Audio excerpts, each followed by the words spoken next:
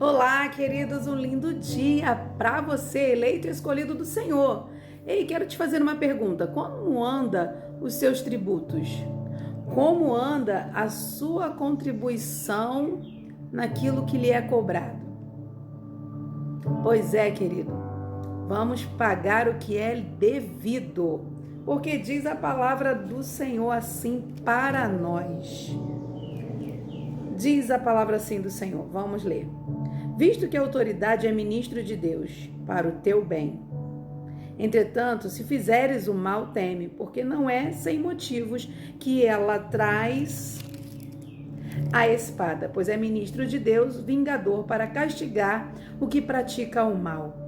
Pois é, queridos, é necessário que você ande correto com as autoridades constituídas por Deus, as autoridades governamentais, os magistrados. Pois é, meu amor, se você usa luz, água, telefone, tudo que você faz, pagai em o nome de Jesus, para que o nome do Senhor seja glorificado sobre a tua vida.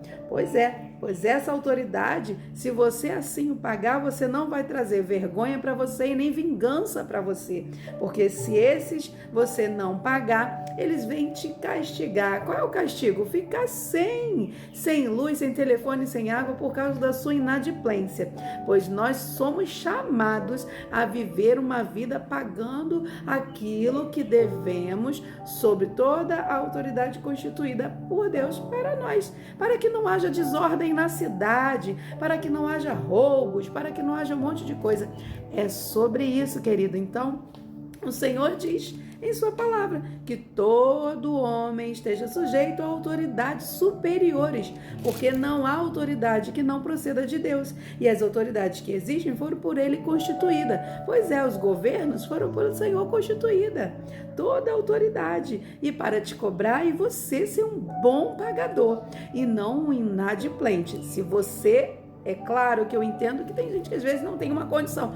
Peça ao Senhor, porque Ele quer que você ande em retidão. E eu tenho certeza que se é para você andar em retidão, o nosso Deus é o Deus que abre porta para que você continue certinho diante do Senhor. Mas como você está com o teu coração? Você quer andar certinho? Então, ore ao Senhor para que não tenha vergonha sobre a sua casa, para que ninguém venha cortar a sua luz, cortar a sua água. E olha, fica uma coisa tão feia, né? Eu sei que às vezes cortou porque houve um atraso, uma situação, tal, outra. Mas você ser inadimplente, o Senhor não quer. O Senhor quer que você respeite as autoridades e tema essa autoridade, para que essa autoridade não venha te castigar. Pois é, e isso é o que é devido. Então diz a palavra do Senhor para nós: pagai todos que lhe és devido, a quem tributo, tributo, a quem imposto, imposto, a quem respeito, respeito, e a quem honra, honra.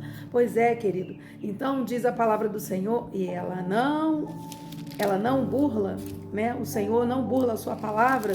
Diz a palavra do Senhor que Daniel, né, ele estava debaixo de autoridade constituídas, né, como aquela de lá, a autoridade constituída por Deus. Porém, a autoridade constituída por Deus queria que Daniel se prostrasse somente àquela imagem a qual o rei decretou.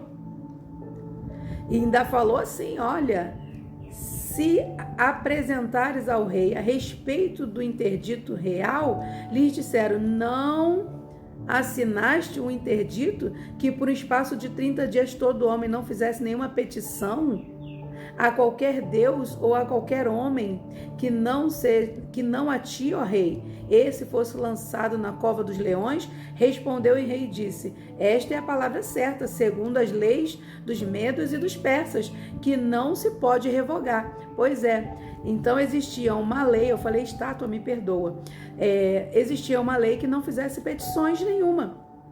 Essa lei nós não podemos respeitar. Essa lei não. Por quê? Porque Daniel foi chamado a respeitar essa lei do rei Dário. Mas Daniel não fez e continuou se prostrando diante do Senhor, porque você foi chamado para obedecer ao Senhor e às leis do Senhor. Então, era uma lei constituída por um rei. Era uma lei constituída por presidentes, né? Que diz a palavra do Senhor aqui. Para o bem, pareceu bem a Dário constituir sobre o reino 120 sapatrais, que tivessem por todo o reino, e sobre eles 3 presidentes, dos quais Daniel era um. Então, Daniel estava debaixo de uma lei e tinha um governo, porém essa lei estava burlando a lei de Deus. E ao Senhor, o que o Senhor quer de nós é que nós nos prostremos somente diante do Rei dos Reis, Senhor dos Senhores, o nosso Deus.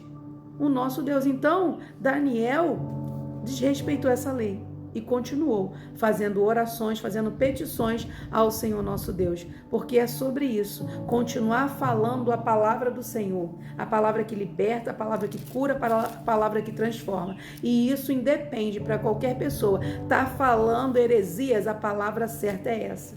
Tá falando falsas doutrinas, a palavra certa é essa, é a palavra que diz. Então você foi chamado a pregar a palavra do Senhor, ainda que isso que te custe uma cova ou mesmo uma prisão como a de Pedro. Pedro foi lançado numa prisão pública porque estava falando de Jesus, estava fazendo o que Jesus tinha ordenado ele a fazer, e ele não temeu a nenhuma autoridade, porque ele estava sob a autoridade maior.